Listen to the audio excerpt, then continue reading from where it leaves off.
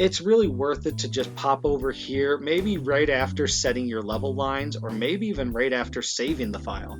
You just come here, fill out as much of this information as you can, and throw it in here. And then later on, you're going to have a lot less work with filling out some of the sheet information. Welcome back. If you were able to catch the first stream, we are going to be getting into some system families today. My name is Jeffrey Touziant, and we're going to be doing some Revit. I want to try and figure out a way to make Revit more interesting. And so, in the process, I just kind of want to make whatever it is that comes up from people. People are going to request things in chat or things on Instagram or something, and we're just going to kind of put something together.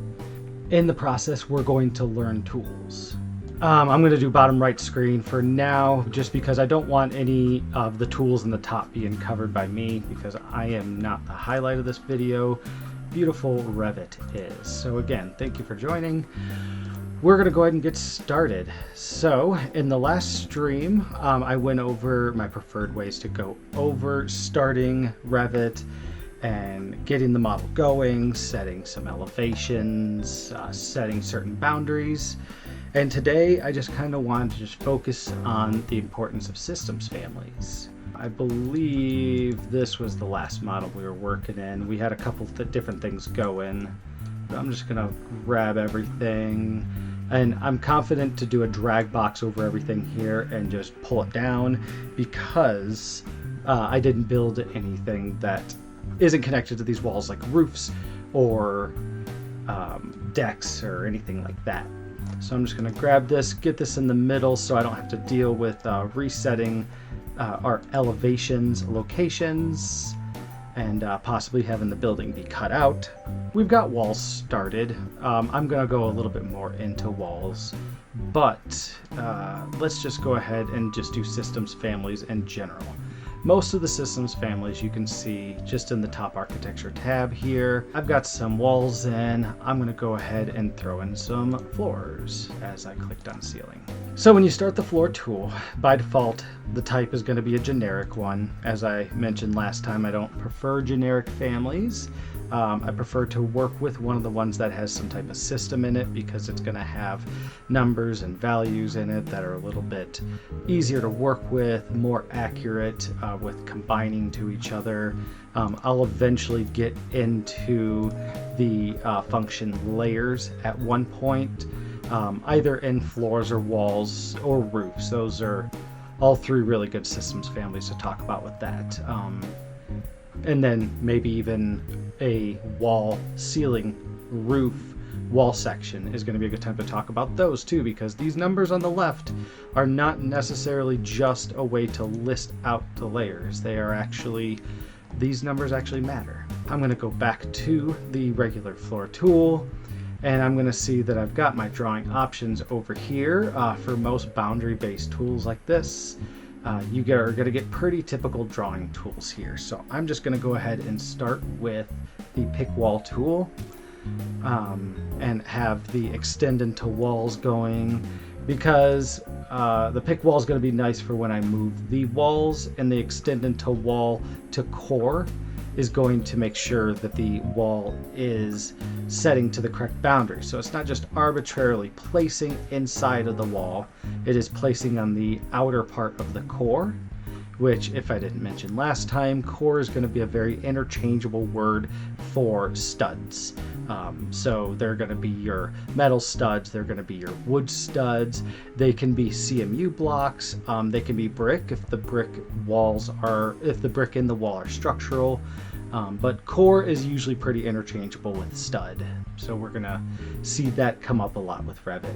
So we decided to do pick into wall to core, which put to the outer part of the stud, which, if I'm building it like this is going to be acting as though the wall is going to be supporting the floor system, more than likely based on how we're going to join things. Not only that extended to wall core, that's not the only thing that's going to set that as to whether or not the wall is going to be based on the floor. You're also going to see it when you finish the tool. Sometimes it's going to ask if you want to join geometry or have your walls extend up to your floors and such, and that's going to be another opportunity for you to make sure your construction is right. So if I just pop in a section here and I look at what we've got going on, turning up our detail level, we can see that we've got our structural part of our wall lining up with the exterior part of our floor. That wasn't because we drew the wall there. We had our walls there already.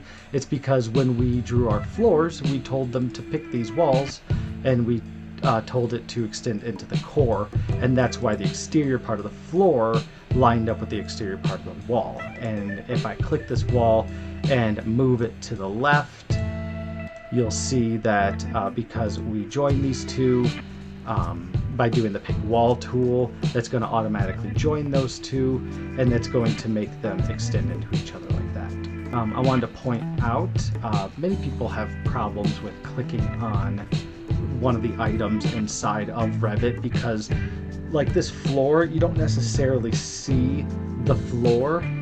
You are looking in a space that contains the floor, but it doesn't have a hatch or anything like that. So when you click, sometimes you don't get it. I've always got my Revit set down here in the bottom right corner, right above where, or right beside where the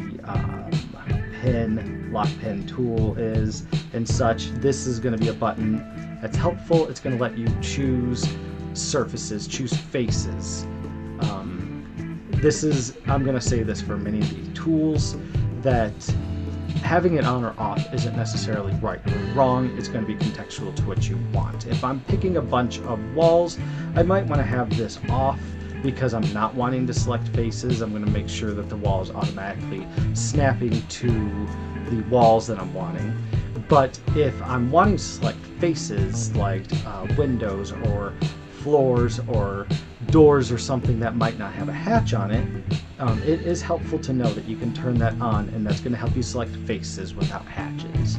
And I say faces without hatches because I'm going to go over ceilings at some time, and in those are reflected ceiling plans, and the reflected ceiling plans are going to have pochets that are going to represent the ceiling types, and one of the most common types that have a poche or a hatch in it is the 2x2 and 2x4 acoustical ceiling tiles. And those are nice in the same way that curtain walls are nice because they'll have line work in them that allows you to select them. So that's a little tip to help you select those surfaces. So we've got a floor in. Now let's go ahead and put in a ceiling. So I've got my ceiling tool here. I'm going to go ahead and start it. The ceiling tool automatically goes into automatic ceiling, which is a type of ceiling. It allows you to hover inside of a space, and if you see this red boundary appear in the outer part of your floor plan, that'll let you know that it can place that ceiling. This is a good tool when it works. I find that the reason why it's the first tool in the list is because you can go through all the different rooms inside of your house that the tool will let it work with, and then once it's done and you can't work with the tool anymore, you can go into the sketch ceiling, which is just going to be one of our base boundary drawing tools, just like our walls are. Auto ceiling, a couple things that are going to make this not work. The two biggest things is, one, you're trying to place a ceiling at a height that is higher than your view range. It is understandable if you want to place a ceiling at 9, 10, 12, 20, 40 feet or something, but if Revit is not looking to that level, then the automatic ceiling tool isn't going to work. That doesn't mean that the ceiling tool won't work. You can still go through and you can sketch your ceiling if you don't feel like getting out of this and adjusting your view range. If you don't feel like going into that, then you could just go into your sketch ceiling tool and just put the boundary that you wanted. So we're going to go ahead and try and place this automatic ceiling though, because our view range is allowing us to place an 8 foot. So I'm just going to place and click in this room. That's going to place the automatic ceiling boundary tool, and I can press check and it's going to have it placed.